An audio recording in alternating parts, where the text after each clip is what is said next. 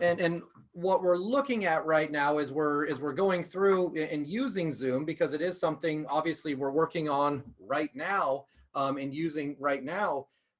It's something that it's going to continue to evolve. And so I actually literally just got a notification on my phone probably an hour ago stating that the Senate is actually telling senators not to use it for their important national meetings right now. And so that's the level of which this is a topic right now. So I'm going to go ahead and get started and jump in. So the first thing I want to do is I've been going through and muting everyone. So I believe we're good there. If you don't want people to be able to see you sitting in your chair or in your office or anything like that, you can see on the bottom left, if you've got the little red line through either your microphone or your video, then we should be able to, you should be good. So now you're private, you can relax. And if you have any questions, go ahead and throw them in the chat feature. And if you don't know where that is, that's down there at the bottom. It's the little bubble. And I just want to make sure everybody that is on here does have that information. So one thing I also want to touch on real quick as we're getting started. I know we got a few questions from both our WFG sales reps. And I also know that for you Oregon realtors, you're looking at getting credit hours. And luckily for you, this is going to be a credit hour. And what we'll do is at the end, I will put a slide up that will give you all of the information you need in order to get your Oregon credit hour. But you do have to be here the whole time. That is a requirement. So I'm sorry, you're going to actually have to listen to my whole spiel today. So with that, let's go ahead and dive in. The first thing that I always like to touch on here is, and we're getting in, there are some of you out there that don't know who I am. And I want to give you a quick rundown. So this is me, this is Aaron Stelle. And I work for a company called West. And if you've never heard of West or you don't know what West is, Williston Financial Group is the parent company that owns WFG National Title. And of course, I'm sure you've all heard of WFG National Title. They're absolutely phenomenal at closing all of your transactions. And what we do at West is the marketing and technology arm. So we're sister companies. And so our entire focus is to go through and stay up to date on the latest and greatest things with technology, and really be able to help our clients and WFG's clients grow their business. And so I'm on a team of nerds. That's what the nerds logo is. And what this is there's a whole group of us. There's 14 now, I believe, of us that are across the country, always looking for the things that are working in different markets, the best ways to build business, the best ways to create systems. And so we're always bouncing things off of each other, really to stay up to date on a national footprint. And so that's what our team of nerds are. And what I'm going to be doing, especially now that we're in this current environment where so much of it's digital, that's where I'm going to be giving you, that's the Aaron's 2 cents here. All of my information is going to go out via the Modern Day Agent blog and website. And on my page, which is Aaron-Stelle, that's where I will release, I'll have the recordings for this. I'm going to go ahead and record this. I will bring up the slides for if you want to flip through the slides and refer back to them later. And then there are going to be some things here that are links. I will make sure all those links are there too. So you will get follow-up. I will make sure you get everything that I talk about in this presentation, so you can then refer back to it later. So with that being said, as we're getting into this, the first question is, what is Zoom? And Zoom is basically, there are multiple pieces to it. But the standard one we see is it's a platform that allows you to video chat back and forth. There are levels of it where you can use it for webinars, rooms and workspaces, or you can actually divide people out and have small groups that break out and come back together. And you can do phones and apps and things like that too. But really what it comes down to is, for the real estate space, this is going to give you an opportunity to have live interaction with your clients. And then on top of that, much like I'm doing right now, you can share your screen. And so at that point in time, you can walk them through potentially documents. You can walk them through any types of tools you're trying to train on. And it allows you to do all that while, keeping our social distancing. But more importantly, even when we get back into, somewhat of a normalized world or a normalized marketplace, it's something where you now don't have to drive across town. And so, we have a lot of different uses that we see for this. And this will continue to update and it will continue to grow. But it really is a product that's not going to be going anywhere. And so, when we're talking to our clients, one of the first questions we traditionally get is, which plan should I get? And if I look at their different plans, for most agents, what we see is the basic free plan will work just fine. You can have up to 100 participants. The big thing that we run into, though, is you do have a 40-minute limit on how long your calls can be. So if it's something where you plan on having either long conversations and we'll get into kind of the marketing pieces and ways you can use it for marketing down the road, or you're doing some longer events and things like that, then it might be worth the $15 a month. That will allow you to go, as you can see on the second column there, a duration of 24 hours. I can't imagine what a 24-hour Zoom call would look like, but it will allow you to do that. And then I'm actually using the business model. And the reason that I do that is I just need more participants. And so, with these calls, I don't remember exactly what the number was, but I believe we had 150 or 175 people that were jumping on this call. And we've had previous webinars where we've had up to 300. So we've actually maxed out. So that's the reason I've upgraded to the business version. But for most of you, the pro would be plenty. And it would actually probably do more than what you need it to do. And really the basic would be plenty to do your kind of standard, normal, daily operating type things. So I just kind of want to get that out there to begin with. And so, once you decide what you're wanting to do with Zoom, then you want to set up your account. And I could literally spend the entire webinar on that. I'm not going to do that today.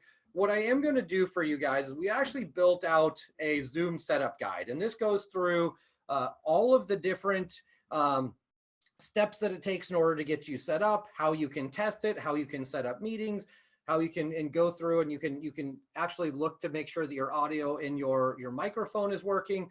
But instead of going through step by step all of that, I wanted to focus today on the things that have been really important, which is security, how to set up your meetings to keep negative things from happening, how to protect your consumers, and then get in a little bit to how this can be used as a marketing tool as well. So we're going to go through all of those things today. So if you want just the standard setup guide, go ahead and just download this. So it's bit.ly/Zoom setup. And this will give you the guide that you can then use to go through and just walk you through the steps of setting your account up.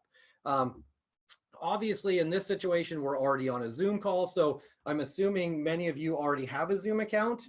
But in this case, I did not require that you had to be logged in under your account. So some of you might not have actually used Zoom in the past, but we'll get into this a little bit more. But download the guide, that'll walk you through it.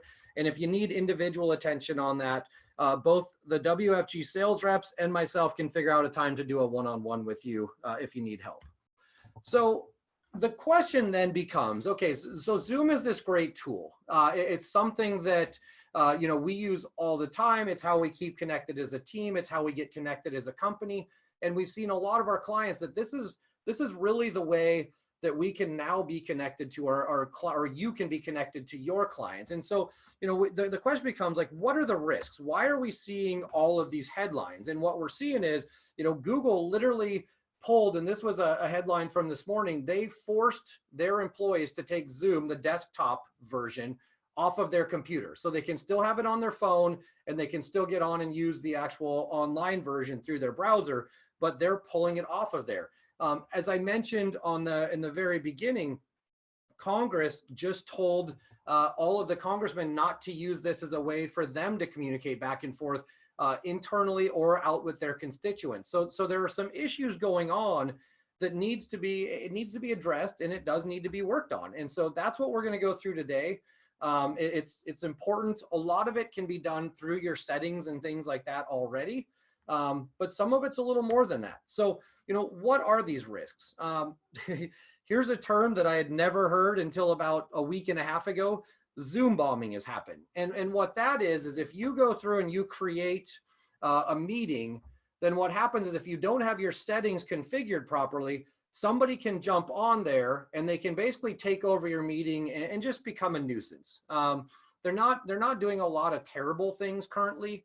But what we see is usually somebody will jump on and either show pornography or they will throw racial slurs out there, something like that. So just really, I mean, just inappropriate things. It's not something where they're taking over your computer like ransomware or something like that, but really just wreaking havoc on people's meetings. And you know, the story that I read, because I read a lot of articles and I've done a lot of research on this, the one that really stuck out to me was this poor guy who was actually giving his doctoral thesis that he'd spent, you know, all this time leading up to. And so he had, you know, his professors and he had family and all these people as he was sitting there, you know, going through and giving, basically validating or backing up his thesis. And a Zoom person or a Zoom bomber jumped on, started drawing male genitalia all over the screen, started shouting racial slurs, and you know, he didn't know how, or they didn't know how to stop it. So this guy basically killed this guy's entire, like this was like his crowning moment with years of work, and it got completely destroyed by this Zoom bomber coming in. So that was one of the big issues. Personal data was one that really started all this. What was happening is Zoom, unbeknownst to the users, was selling your data. So your data was like your personal profile picture, your email address, the type of operating system you had on your computer or your phone. They were selling, or they were giving that all back to Facebook. That has since been, it's been cut off, but that's really what started this whole anti-Zoom thing. The next thing that came up is they were using Chinese servers for their encryption. And I'm not going to go full nerd talk on you, but the short version is it's not up to par with what most encryption would be if you're trying to create a completely secure environment. And lastly, there are certain hackers that have figured out ways to take over either your webcam or your mic. So there are some legitimate risks with using Zoom as a platform. Now, with that being said, and I'll kind of dive into some of this as we go on, a lot of this can be controlled with settings. So if you set it up properly, you don't have to worry about that.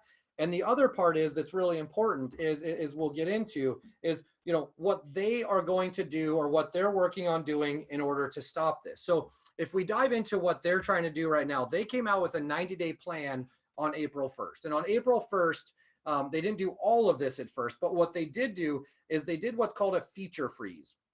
And what this means is they took all of their developers off of projects. So anything that they were working on to either enhance the experience or look at the future of what it's going to look like, anything that they were doing that was not fully on security, they stopped, they pulled all those developers back, and now they have their entire company focusing on nothing more than fixing all the patches or creating patches, fixing all the security issues, and then making sure that this is a product that can be used for what it needs to be. So that was really important.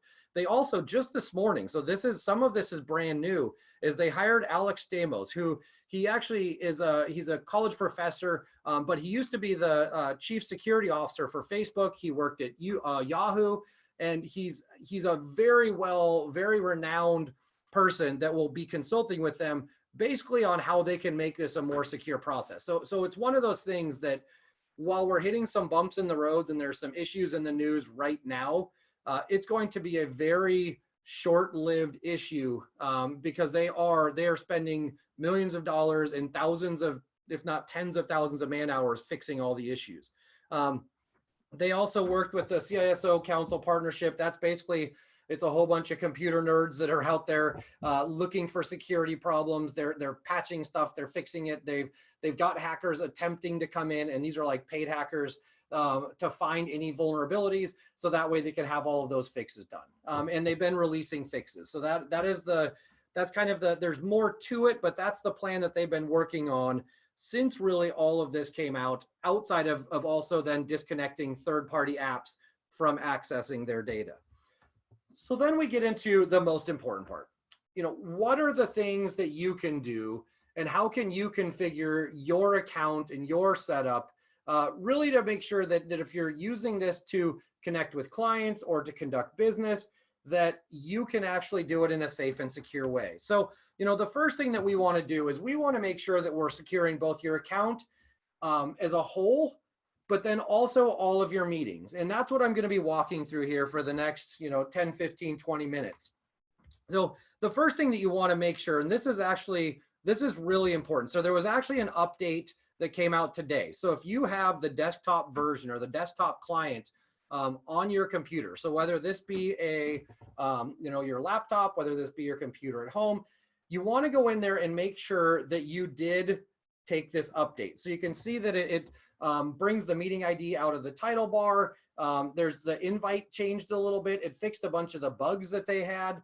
And there's a new security button on the host toolbar, and I'll actually dive into this too. But the first thing that you're going to want to do is make sure that you update to the latest version of this software and have these automatic updates on. With your phone, I'm assuming, and this might be a bad assumption, but I'm assuming most of you have it right now set up because it's default, that your phone will automatically update your apps on your phone as well. So if you have the Zoom app on your phone, it will automatically update, but you do want to make sure that you have the latest version of the app on your phone too, because they're going to be consistently releasing patches and updates to make sure that a lot of these security issues are then fixed.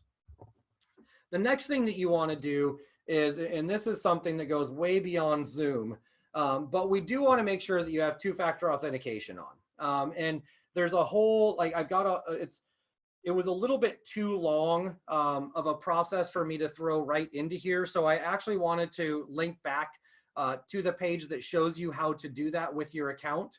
So that's what this is. It's the bit.ly, so bit.ly two-factor Zoom is the web address. So if you plug that in, it will walk you through all the steps, and it's not really difficult. And if it is something that you need help with, we can jump on and help you do that. But it is necessary. And for those of you that don't know what two-factor authentication is, it's really something you should have on basically everything you do online. So what it means is, once you plug, like I could give you my username and password for a vast majority, for my banking, for my email, for my Zoom account, all of these different things. But if you don't have my phone as well, where it's going to send a text message or use a tool called an authenticator, then you are not going to be able to get into my account. And so this just keeps you from having your account hacked, is really what it comes down to. And so two-factor authentication is something you should really have turned on for basically everything you use, especially if it's going to be, non-public information, or if it's going to be consumer information, or whatever that is. We want to make sure from a security standpoint that you have this turned on. And this link goes very detailed step-by-step on how to turn it on in your account. Once again, I will put this in the follow-up email. And if there's, for some reason, you're having issues with it, you let us know and we can actually walk through as well. I did get a message that the URL is given a 404 error. I do believe it is, you do have to use the capital letters, but I will make sure it's working in the follow-up email. And so that way it's a clickable link for you. So I'll make sure that that is updated if there is an issue in the follow-up email that I send out to all you guys. So the next thing that we want to do is, let me go in here and I'm just double check it. Okay. So all caps work. So that's good news. Okay.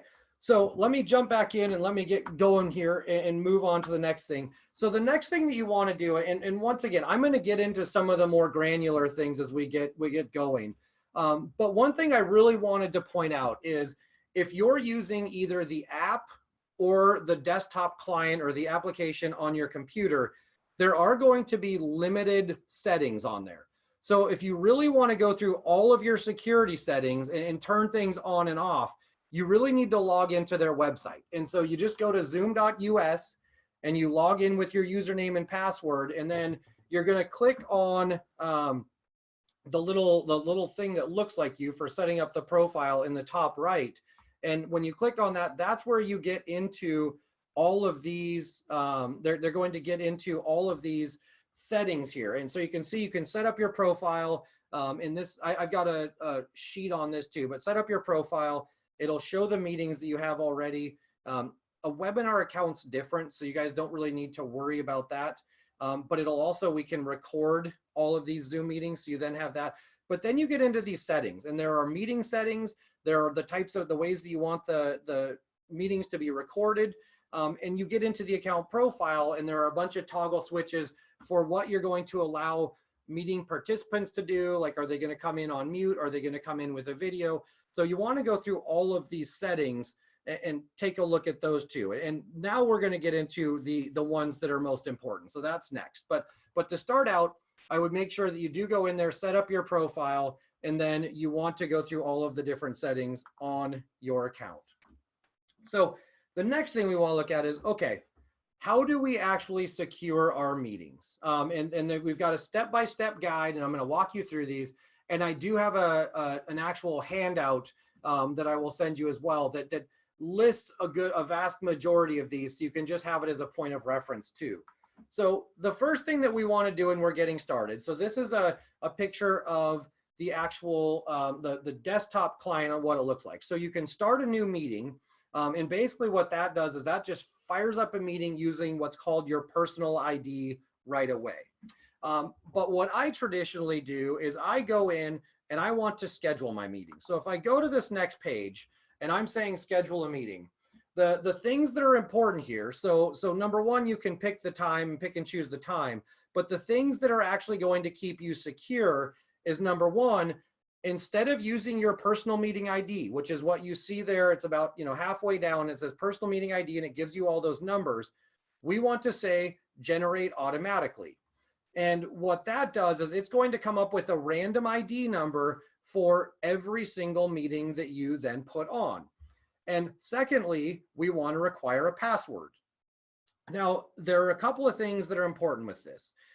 By doing that, what usually happens in the way that these Zoom bombers get attached to these meetings that they'll go is somebody will post online, and a lot of times it'll be either like, you know, say it's a school classroom, or say it's a meeting like this, or it's a webinar.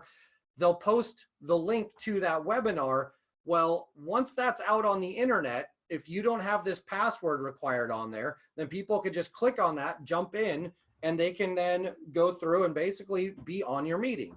And depending on the settings you have kind of by default, that's where they can potentially come in and hijack things, which I'm going to show you how to not allow that to happen also. But the two settings we want to get immediately is we want to make sure that we are generating the ID automatically, and you want to require a password. The next thing that we want to do, and there's a couple of ways that this can be put out there, but when you're setting this up, you can choose whether or not you want either yourself or the participants to have video on right away. But the advanced options is what we really want to dive into. And so enabling a waiting room is something we're going to get into, but enable a waiting room is one of the ways where you can restrict access for other people that are coming in. Enable waiting or enable join before host. Traditionally, if you're going to have waiting rooms, you can't do that. So that would be unchecked. But the reason you would have that on is if you're like, hey, I'm going to be pushing it a little bit. I'm going to go ahead and let people jump on and have conversations back and forth before I get there. And then when I get on the call, then I'll keep going. So if it's just say a meeting with you, your clients, and then say the lender or something like that, then they can have conversations back and forth. And then when you jump on, you can join the conversation.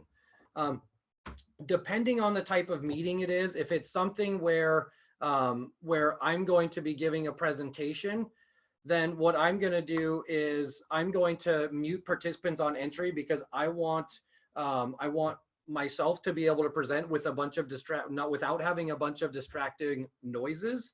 And so that's where the participants, muting participants on entry can be good. If it's something where you're trying to have a conversation, you don't want that. I did just see in the chat, I got the question, did I require a password for this meeting? Yes, I did. But for this meeting, I built the password into the link that I sent out. And you can tell the difference because if you get the standard meeting, then the meeting link, it's really kind of short. It's zoom.us and has like some numbers on it. If you have a whole bunch of letters and numbers and things following that shows you that there's a password on it. And so I have to treat some of the settings a little different on this because I have people coming in from all over the country to listen to this webinar. And some of them are, people that, and we'll get into the authenticated, and some of them are people that have accounts and I know, and some of them aren't. So I've left this one a little more open on some of the settings than I would if I was having a client meeting. If I'm having a client meeting where I'm going over, what they're searching for homes, and I'm talking about, you know, budgetary things and money and all that, like I'm going to have different settings, and I'm going to follow the guidelines that I'm going to lay out here today. Only authenticated users can sign in or can join. Basically what that means is if they don't have an account, they can't join. So when I'm doing a webinar, you know, if you guys are doing, say, like a first-time homebuyer class or something like that, then I would not have that selected, because you want people to join that don't have a Zoom account. But if I have a client that is that is somebody I'm working with all the time and I want to keep their stuff safe, then I will say only authenticated users, and I will get them set up. And then you can choose whether or not you want to record the meeting. So locally just means it'll record it on your hard drive. In the cloud is what I would traditionally select here. And so if you're recording it in the cloud, then it will go onto Zoom servers, and then you can share that out. All right, so that's the like from just setting up a meeting. Those are the things that I'm going to do to protect both myself and to protect my clients. The next thing I'm going to do is, you know, I'm going to enable a waiting room. And so as you can see in this, basically what a waiting room does is it forces people to come in, and they basically come into this window, and I have to admit them. So in a situation like this current webinar, that would have been a really difficult task for me to do it, because I'd have to admit, you know, a couple hundred people into this webinar. So I don't have time to sit there and admit every single person to this webinar. However, once again, if I'm going through and I only want a specific number of people, like say, I'm just doing like my 5 best past clients, or once again, it's transactional, and I want only my, you know, I want only the people that are part of that transaction to be on the call. If you enable the waiting room, it basically allows you as the host to approve the people that then can get in there. And so you can say remove, you can make it to where nobody else can jump on. And that's where locking the meeting, and we'll get into locking the meeting, can also stop people from getting in halfway through. And so enabling the waiting room, though, basically allows you one by one to allow people into that meeting or onto the webinar. And so enabling the waiting room would be the first thing that I would suggest if you're going to be doing something. So sorry, I'm just getting another question here that I wanted to answer. And we'll get into chat settings and stuff here in a little bit. But I'll dive into how you can make that stuff work too. And so we had a question on chat that I will bring up when we get to the chat portion. But to start, to keep other outside people from getting into your room, that's where we want to use waiting rooms. The next thing that we would do is I mentioned authenticated users earlier.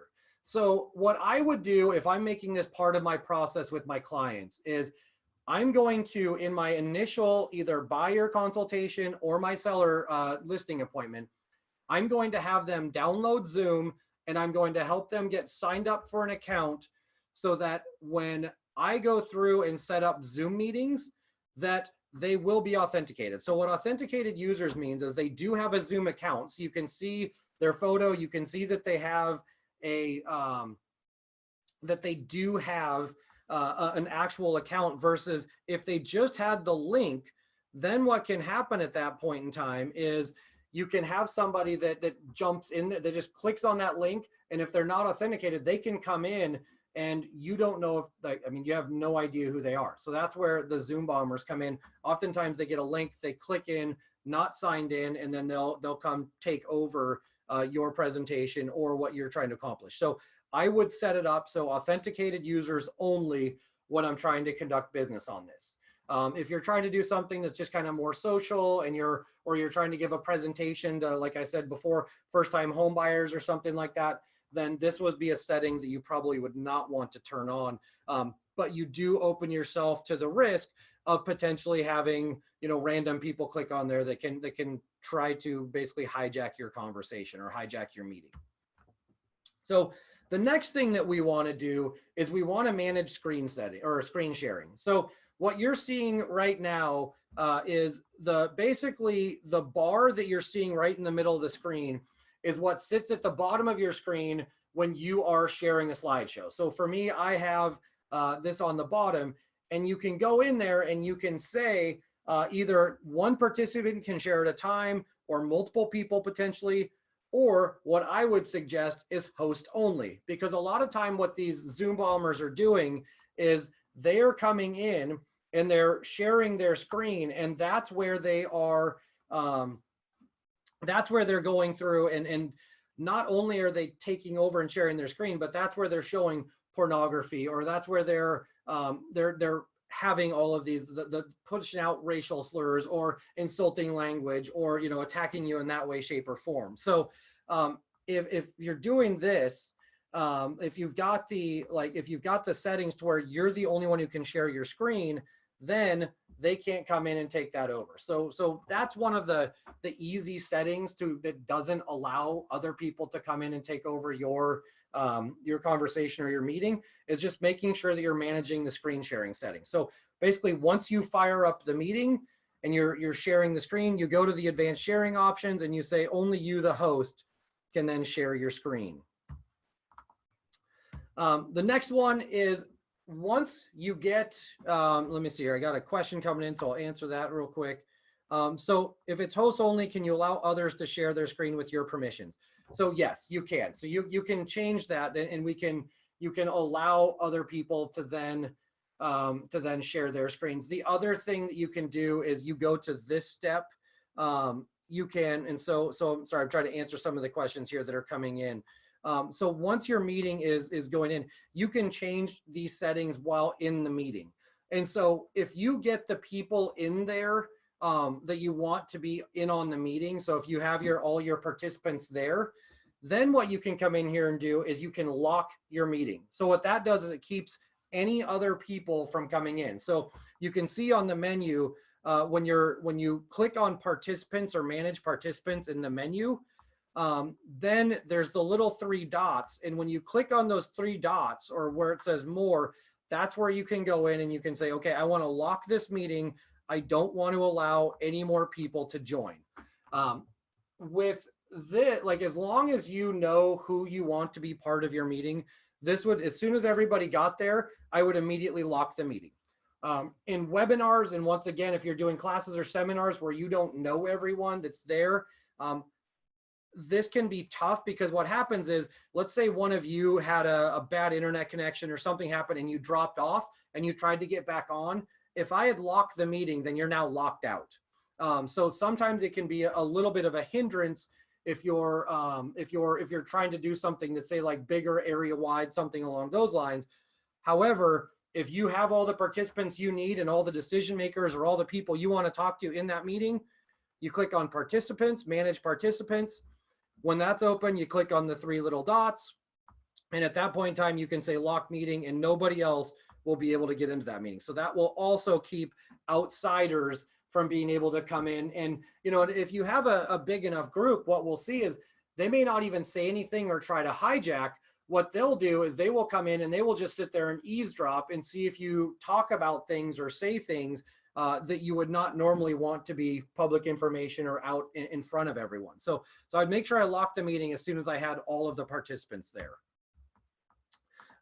So next up, we want to use the security feature. So one of the new updates is they actually have a security button right on the home screen there. So when you've got it opened up, you can see that security button. So when you click on it, this is what the menu looks like. So I just talked about locking the meeting. I talked about enabling the waiting room earlier, but this is where, so going back to the question I got earlier, you could turn off screen sharing, chat, and the renaming yourself, so people can come in and change their names partway through, which is another tactic that Zoom bombers have used to try to stay a little bit anonymous or to mess with people.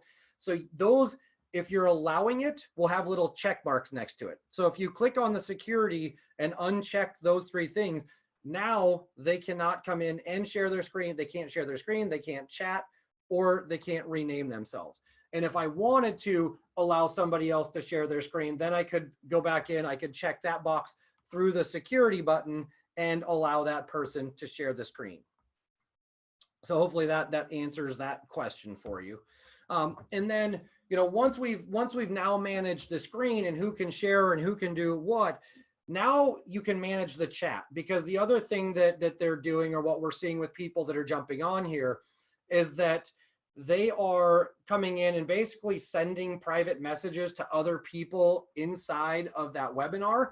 So what you can do is you can say, okay, I only want the people in the chat to be able to talk to me, or everyone publicly. So that way they can't go through and start, they can't basically say stuff just to people privately. So what we can do is and I'll turn it on to where if you guys want to even ask questions back and forth, I'll make it to where everyone publicly is available. But it really just keeps it so that you're not able to get harassed by random people that jump in. So you can dictate and decide what type of chat you want. And honestly, what I would do, if I'm hosting this meeting, and I've got multiple parties that are on there. Let's say it's the two buyers and the lender and myself as the realtor or the real estate broker, and I'm on there. I would probably make it to where this is only everyone publicly, because what I don't want is to be having a conversation where, I think we're all on the same page, and then you have a private chat going back and forth between a couple of the parties, and there might be stuff that's being said that I'm unaware of. And I really want it. My whole goal for Zoom is to make sure that everything is out on the table and we're all on the same page and we're transparent. So if everything's out there publicly for everyone to see, great. If all of a sudden there are private messages going back and forth between certain parties on the chat, then that's where you can have issues. So if you manage the chat, that's also a way where you can keep basically everyone on the same page, but it also does keep people that aren't supposed to be there from coming in and really messing with the people that are on your chat or in your meeting. So those are, there's really, the nice thing is this is not meant to be a super complicated program. It's meant to be something that you jump on quickly. You use a few basic settings, and with those settings, then you can have a secure environment where you can go in and you can discuss stuff with your clients. You can make sure that everybody's on the same page. You can save a lot of driving, and then you can also even just bond. And that's what these bonus marketing opportunities are. But before I dive in, there is one thing that I wanted to bring up. One of the uses that we used to talk about quite a bit is using Zoom as a way for you as an agent or you as the mortgage broker to walk through documents with your clients, because it allows you to go through. I know one of the questions I got earlier on here is, can you show us how to go through and look at a long PDF? And so the way that you do that is you screen share, and you can walk through these documents. So basically, you're just sharing whatever it is that's on your computer or that specific file.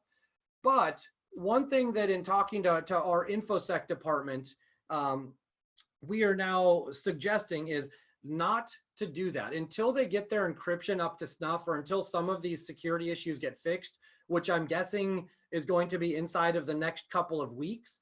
We're actually recommending against using documents that do have private information, financial information, or anything that you would not want to be out there publicly.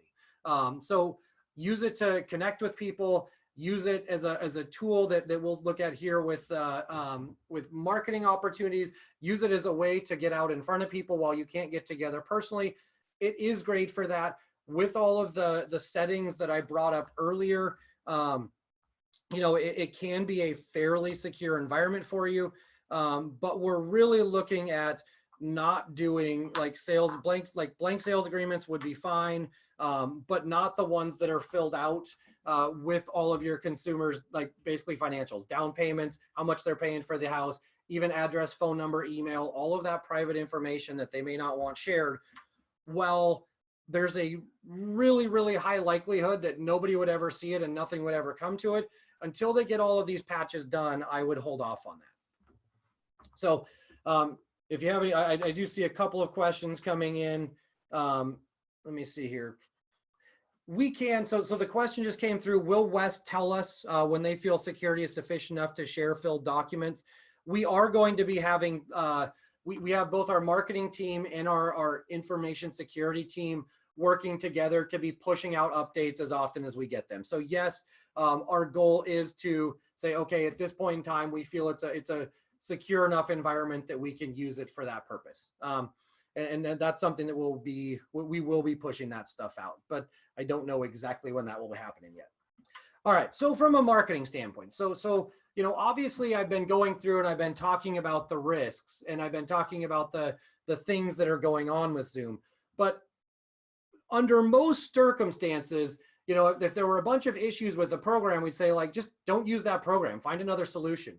Well, what we found is all of the other solutions have very similar issues as well, whether it be Google Hangout, whether it be Microsoft Workplace or Microsoft Teams. Like, there are vulnerabilities in almost all of them. And so the reason that we like Zoom, and the reason that we're saying, hey, this is still a viable tool, is there are a lot of really cool marketing opportunities. And in the current environment, there are a lot of ways you can use this to stay connected and still be productive in doing business. And so the first thing that we look at is, as we move forward, live events are something that you can also do using Zoom. And so if you have, now this does require one of the paid accounts, but you can turn on to where you can go from Zoom and you can be streaming live on Facebook or live on YouTube. And what you can see is down there at the bottom, once you have turned on these linked accounts, and I'll show you how to do that, then you can actually have this be something that pushes right out to your social channels. And so you've got live on, all you do is you open up the meeting and you click on the more, and you can say live on Facebook, live on YouTube. And the way for this to work is once you've changed the setting, which it's an advanced setting inside of your profile, going through all the settings online. If you keep scrolling through the actual meeting settings, you'll see where it says you can turn on social sharing. And then what will happen is it'll say, okay, I want to go live on Facebook. Where do I want to share it? I want to be on the timeline. I want it to be on, in an event. I want it to be on a page I manage. So now you're even cross-pollinating between multiple platforms. I did get the question that came through on the chat. What about WebEx? We have seen, I believe WebEx has a little better security, but it hasn't been as user-friendly or widely adopted. And so if you're doing something like what I'm doing now in regards to large scale, like webinars and things like that, then it makes sense. We haven't seen it work near as much or be quite as effective if you're talking about just one-to-one communication. So if it's just you and a client trying to chat back and forth. But, I was talking to Bruce, who is our chief security officer, our chief information officer, and he's like, look, there isn't a perfect solution out there. So I want to put that out there. Like, there's some that are better than others, but there's not a perfect solution. So live events is a great way for us to go through and then market to clients. So you can have and this can be several different things. So for example, a live event that is a virtual open house, and we're seeing people where they'll set up our clients, they'll set up a Facebook event that is, at a certain date and time. Say you're going to be there for 30 minutes at the house. So that way you're not having people walk through the property. And at that point in time, you jump on using Zoom. People can use the link. Once again, you're going to have to open up some of the settings and not be able to use all of the settings that I was showing you earlier to lock it down. But you can do walkthroughs. You can have people asking you questions. You can have people bouncing on the call and then off the call. So it's really something where you can still get traffic going through one of your listings using Zoom without ever having to get all of those potential buyers then through the house. So virtual open houses is definitely something we've seen people do. We've also seen virtual home tours. So it's not necessarily an open house where you're going to be there for 30 minutes and anybody that wants to can pop in and walk through, but you have a client that doesn't want to leave the house, or they're out of state, or they're just being quarantined. You can go to the house, do this virtual walkthrough on Zoom where they can see everything that's going on in your camera, but you can have these 2, 3, 4-way conversations going back and forth about, features, things they're looking for, how it fits their needs, how it doesn't fit their needs. And that can all be happening with a virtual home tour. And so we're starting to see more and more of that. And we talked about this a little bit in the coronavirus planning, is that this also reduces exposure for both the clients, the buyers, and the sellers, because now there's potentially just you walking through the house instead of you and then 2 or 3 clients as well. And so it's just fewer opportunities to contaminate either yourself, your clients or that house. The other thing, and this is something you've probably seen online, the virtual happy hours. I know I was invited to about 3 of them just over the next couple of days. It really is a way to, one of the things that happens with isolation and with quarantine and being home alone is, you do get, I think we're all now feeling the effects of, it throws you off your rhythm, but you do see a lot of depression and things that come out of this. So finding ways, especially for the extroverts out there, to have conversations, to see each other, to interact, but still be in a digital world so everyone is safe, is a great way to use this tool. And as you saw when I was talking about plans and pricing, even on the free one, you can have up to 100 people on there. So you can have this whole grid view where everybody sees everybody and everybody's talking. And it really is a fun way to do it. And we use it every single week on our team of nerds to go back and forth, and that's how we share screens. That's how we stay up to date on what's going on. That's how we ask each other questions.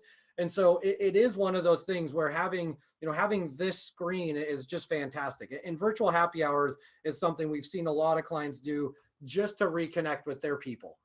So for you as agents and lenders to get in front of your clients. I know Q&A is a big one. I got to give a shout out to Larry in our Vancouver market. He does this a lot. He's even got it branded called, he says, talk nerdy to me. So if you have any kind of nerdy tech questions or any kind of nerdy marketing questions, he'll just jump on there and you can, it's an open forum. So you're just roundtabling, you're talking about different things that are going on in the world of real estate. For you guys, you can do this either talking to your clients, you can talk with if you have team members, if you have vendor partners, there's a lot of different ways the question and answer session can be used.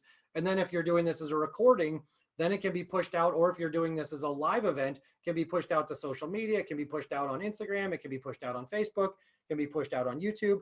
But the Q&A sessions are a great way to really keep people up to date on what's going on right now. So the next one is recorded interviews. And this is one that I think, while everyone is stuck at home and you're trying to, figure out, okay, what do I do? Recorded interviews are such a great way really to, number one, establish your authority. And so with establishing your authority, you can bring on other people that are experts in a certain or they're in a certain field, or if it's something where you're trying to establish yourself as an authority inside of a local market area, a hyper local market. You can interview different business owners, let them talk about what they're doing in the current market, how they're getting through this, what people can do to help them out and what they can do to help others out. So I really like the way that you can go in and by doing these interviews, it can really create community and it can create a connection that allows you to really just bond with people, but also put more and more information out. So I love recorded interviews. So, in summary, if we're looking at what Zoom is and what Zoom's going to be, I know we're getting up against time now. It's not going to go anywhere. We've got, I know at one point, and I haven't seen anything to tell me it's going to be different, but I was watching Bloomberg the other day, and the entire COVID response team. So we're talking about the national security, all the doctors, the team around the president, they were all using Zoom to do their daily briefings. And that's how they were keeping up to date on the response, even with FEMA. So you've got tens of millions of dollars or hundreds of millions of dollars that are at stake. And you've got governmental agencies, you've got, obviously full universities and schools right now. So Zoom is going to be something that is going to be around for a while. They are fixing the problems. We're hoping that that's something that all of their patches and things like that will get fixed soon. I know they're putting a ton of resources. They're bringing in outside people to help them do this. So it's going to become the norm. And honestly, this is one of the things that I think will last far beyond the quarantine or any of our current things. I think people have now adopted this virtual meeting room type thing, and driving across town unnecessarily, I think, is going to be something that's of the past. Like, there will still be those times where it's necessary, but I think Zoom meetings are going to be something that become more and more normalized inside of the real estate space. So I got a couple of questions that came through. I'm going to put this up while I answer these questions. So for those of you that are in Oregon wanting a CE hour, so the way to make that happen, we're kind of adapting and trying to, we're following all the rules here for the state of Oregon. You email credithour@wfgnationaltitle.com and tell them, just all you have to do is put in the body of the email, say Zoom for Real Estate was the class, which is course number 0675, plug in today's date, which is the 9th, and throw in your license number. So if you just send those 4 things to credithour@wfgnationaltitle.com, they will get you taken care of. So I'll leave this up so you can look at it. So the question I got is, were you speaking about multi-room chats?